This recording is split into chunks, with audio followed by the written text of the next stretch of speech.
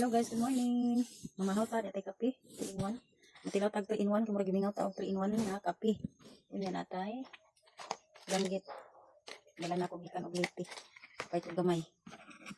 Ano ta guys? Siyempre di mawala nga to ang suka, langgaw. Nya ka may sili ka rin na lang green. Tilawan na to eh. Thank you Lord.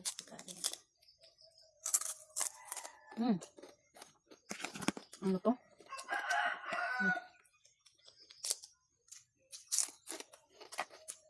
Mahal man kayo ang danggit guys eh. Lumay lang ako napalit.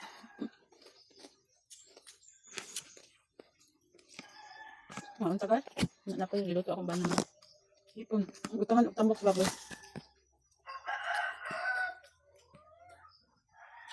Pipila to ang pamahaw karon. Way sabaw. Puro uga.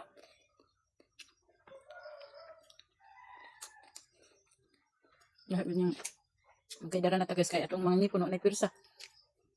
O yan, uyunan na lang kung din pwede iusap. Ako, ang kompleto pa na akong ipon pero sabag ang walay pirsa ambot nga nun eh. Naunta guys. Gusto tayo patakarong mukhaan tayo. Sa'yo manting mata. Sa early of school man. Bas 4 pa ko nagmata. Kaso sa to ang estudyante. Alay, andito na sa eskwelahan. Nahatod na. Titaan eh. Nangkamat po ta sa itong mga obligasyon sa adlaw-adlaw, no? Parang kung sa'yo kaya masag ka na po may sibukid, mga nabuhi. Ito na po ta. Kita malihok guys, o itip abuton. No?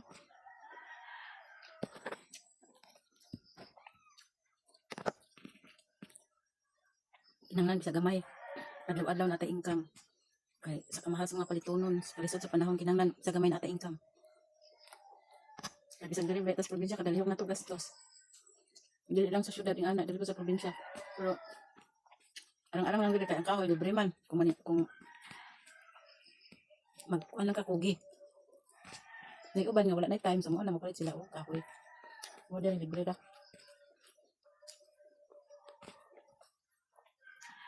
Arang lang sa probinsya kay dili tanto nga gastos pero normal lang din nga kagastos pud tanong adlaw. Tama ba pabalik-balik man ko eh.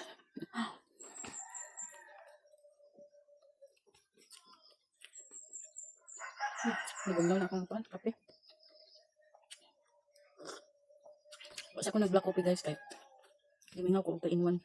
Nagsara man pod.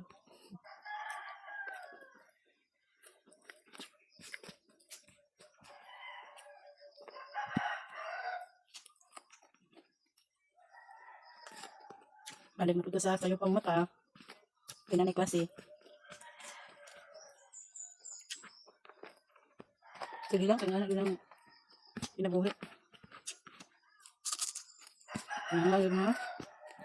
Biskwila po itong mga kabataan para sa ilang ayaw nga. Kaumaon. Ito. Tuma lang to guys. At na ako ang today's video. Salamat sa inyong pagtanaw o pagsuporta. Bye. Ang Pinta Kanunay. Good morning.